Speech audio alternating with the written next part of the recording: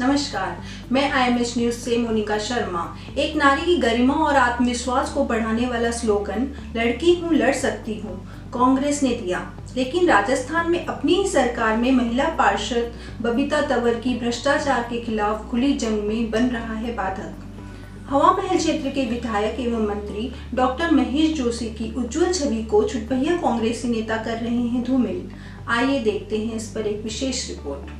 हवा महल आमिर जोन में अनधिकृत और अवैध निर्माणों की सतत निगरानी होती है, सतत कार्रवाई की जाती है। जो भी नजर में आते हैं हमारे स्तर से भी नोटिस दिए जाते हैं, कार्रवाई की जाती है। उसके बाद भी कोई नोटिस का असर नहीं लेता है तो वहाँ गार्ड या विजिलेंस की टीम बिठा के और काम रुकवाया जाता है। फिर भी अगर कोई नहीं बाज आता है तो अनधिकृत निर्माण को सीजर की भी कार्रवाई की जाती है और डेमोलिशन भी किया जाता है।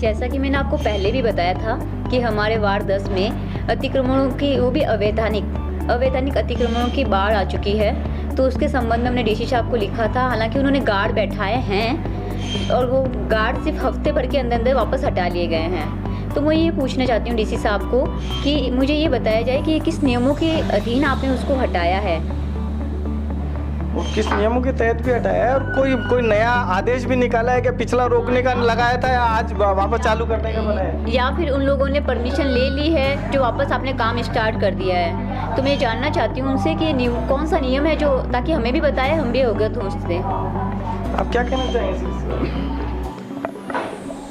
मैं पहले भी इसके बारे में आपको बता चुका हूँ। उसके बाद में आपके चैनल के माध्यम से मैंने डीसी साहब के स्टेटमेंट भी देखे थे।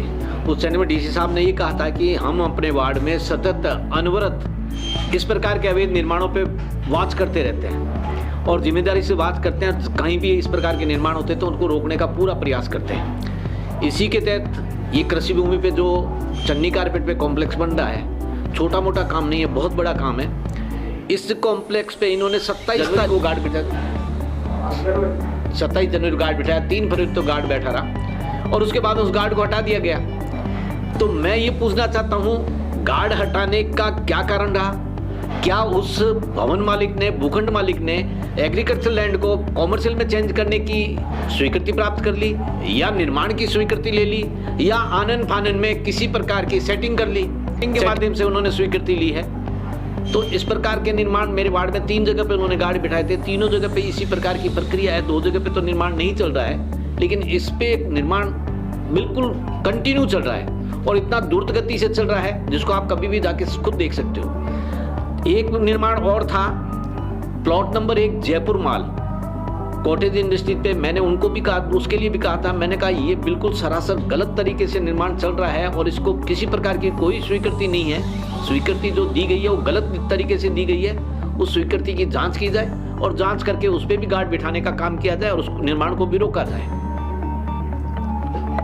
इसका मतलब चन्नी कारपेट कानून को ठेंगा दिखा रहा है। कानून को ठेंगा सरासर दिखाई रहा है, या तो कानून को ठेंगा दिखा रहा है या फिर उसकी कोई ऑफिस में सेटिंग हुई है, किसी माध्यम से वो कुछ तो कर ही रहा है ना। इस प्रकार से निर्माण करने का मतलब क्या है, औचित्य क्या है? मतलब उसके अतुल्य धन के आगे बह गया विभाग, ये कहना चाह रहे बिल्कुल बिल्कुल यही है, उसके बाढ़ में बह गया है। यही है, सरासर है। मैं तो डायरेक्ट लांछन लगाऊंगा इस बात का भाई, या फिर मुझे ये बता दें कि इसको स्वीकृति दी गई है और इसने इस प्रकार से कृषि भूमि को व्यावसायिक परिसर में चेंज करने की फाइल लगा रखी है और उसकी स्वीकृति हमने दी है। तो और भी आम जनता को दी जाए, अगर इसी को दी जाए। भाई साहब क्या होता है, आप निर्माण की स्वीकृति में सरासर चाहे कोई प्रशासनिक अधिकारी हो, वो सरकार को चूना लगाता है। चूना इस प्रकार से लगाता है, किसी भी निर्माण की स्वीकृति लेने के लिए उसको वहां पर फाइल लगानी पड़ती है। फाइल के साथ में शुल्क, निर्धारित शुल्क जमा कराना पड़ता है, मलबे का शुल्क भी जमा कराना पड़ता है और फिर उसके बाद में जो रजिस्टर्ड टेक्नीशियन होता है, एएन होता है, जिसके द्वारा नक्शे जारी किए जाते हैं, उसकी जांच में, उसकी देखरेख में ही निर्माण कार्य की स्वीकृति दी जाती है और उसी की देखरेख में ये काम किया जाता है। लेकिन यहाँ किसी प्रकार की कोई देखरेख नहीं है, किसी प्रकार के नक्शे स्वीकृत नहीं है इस निर्माण में और किसी भी प्रकार की कोई भी भूमि का रूपांतरण किया गया है। मैं चैलेंज से कहता हूँ इस बात को। अब ये किसके दबाव में कर रहे हैं बार बार, मुझे समझ में नहीं आती। मुझे पता है गार्ड बिठाने का नियम 7 दिन के लिए लागू होता है, 7 दिन के बाद में स्वतः ही गार्ड का वो जो आदेश होते हैं निरस्त हो जाते हैं, लेकिन डीसी साहब को इसके लिए इसके दोबारा गार्ड बिठाने की कार्रवाई करनी चाहिए। कितने स्क्वायर फीट में कंस्ट्रक्शन हो रहा है? ये लगभग करीबन मेरे विचार से 6000 स्क्वायर फीट में कंस्ट्रक्शन है। 3 छतें डल चुकी है, 3 बड़ी छतें हैं निर्माण में और आगे की ओर और डालेगा भी वो टीन सेट हटा के उस पे। तो ये मतलब सरकार को कितनी रेवेन्यू का नुकसान हुआ होगा आपके हिसाब से? सरकारी धन आना चाहिए था सरकार के कोष में, उसमें कितना नुकसान हुआ होगा लगभग? ये तो मैं क्लियर नहीं बता सकता, लेकिन काफी नुकसान हुआ है। गवर्नमेंट को इसमें बहुत नुकसान हुआ है स्वीकृति लेने में और मलबे वगैरह को उसका चार्ज उसको जमा कराना चाहिए और कृषि भूमि को व्यावसायिक में चेंज करवाने के लिए बहुत पैसा लगता है। सरासर नुकसान है। सरकार को तो सरकारी कोष में तो धन आएगा ही नहीं और इसी के लिए विभाग ने अधिकारियों को बैठा रखा है कि सरकारी कोष को बढ़ाएं। ये सरकारी कोष को रेवेन्यू कैसे बढ़ेगी निगम की? इस प्रकार की कार्रवाई कभी रेवेन्यू नहीं बढ़ सकती निगम की। ये निगम इसी प्रकार से घाटे में चलता रहेगा। रेवेन्यू बढ़ाने के सारे तरीके तो ये खुद बंद कर देते हैं, ये खुद इलीगल तरीके से स्वीकृति देते हैं, तो रेवेन्यू आएगी कहाँ से?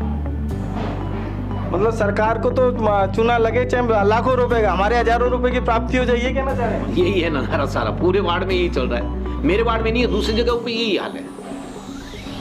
वो तो मैं विभाग इसी प्रकार की कार्रवाई करता है। जिसको भी स्वीकृति लेनी है डीसी साहब को या जहाँ पर है कोई 1-2 इनका मिलने वाला उसको कह दो और निर्माण करो। कोई रोक टोक नहीं है, किसी प्रकार की सतत नवरत निगरानी है, कोई निगरानी नहीं है। मैं कहता हूँ बिल्कुल क्लियर कह रहा हूँ, इसमें किसी प्रकार की कोई निगरानी नहीं है। मतलब यही वो कानून को भी ठेंगा दिखाओ और खुल के भ्रष्टाचार करो। खुल के भ्रष्टाचार करो। दूसरी बात मैं एक और कहना चाह रहा था, डीसी साहब सिर्फ ऑफिस में बैठे रहते हैं, ऑफिस में फाइलें देखते रहते हैं और उनका निस्तारण करते रहते हैं। कभी उन्होंने आज तक किसी भी उनके अधिकार क्षेत्र में आने वाले वार्डों का दौरा किया है? वार्डों की स्थिति को जाना है? कभी नहीं जाना।